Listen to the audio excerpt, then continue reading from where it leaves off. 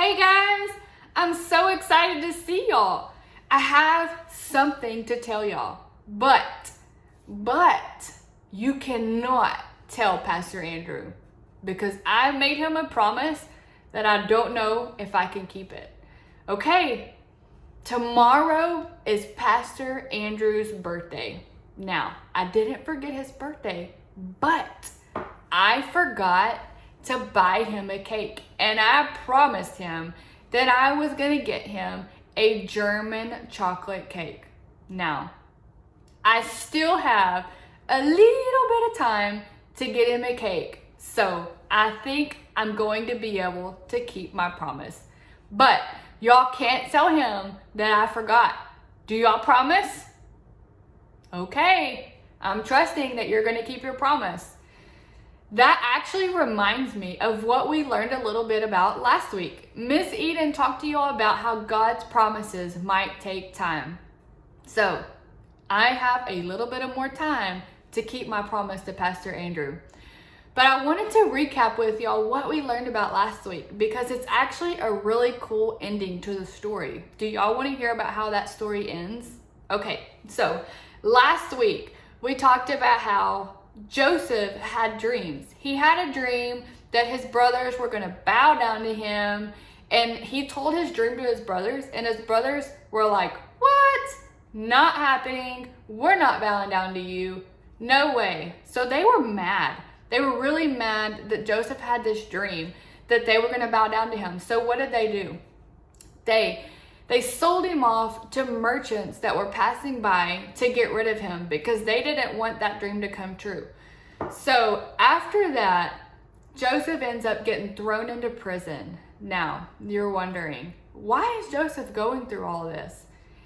God promised him something, and if God always keeps his promises, when is his promise going to come true? Will it ever come true? But that is what we're going to learn about today. So today's big idea is God keeps promises. Can y'all say that with me? Y'all ready? Okay, 1, 2, 3. God keeps promises. Great job, guys. Okay, so while Joseph is in prison, of course, we know that he can interpret dreams. Well, he's in there in prison with 2 other guys who were put in prison with him. And one is a cupbearer and one is a baker. Well, these guys both have dreams.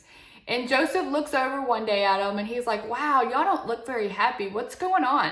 So the guys were like, "Well, we had these dreams, but we don't have a clue what they mean." And Joseph is like, "Well, hey, you're in good company because I can interpret dreams." So they tell Joseph their dreams and Joseph tells them what they mean. And the cupbearer, after he tells the cupbearer what they mean, they both end up coming true. So what Joseph had interpreted came to pass. But the one thing that he told the cupbearer after he told him what his dream meant was to not forget him when they get out of prison. So what did the cupbearer do? He completely forgot that Joseph had told him what his dream would actually become. And so he forgot about Joseph. So Joseph had to stay in prison for 2 more whole years. 2 years, that's a long time. But remember, God's promises might take time. So this time passes and Joseph is still in prison. And then one day the Pharaoh has a dream.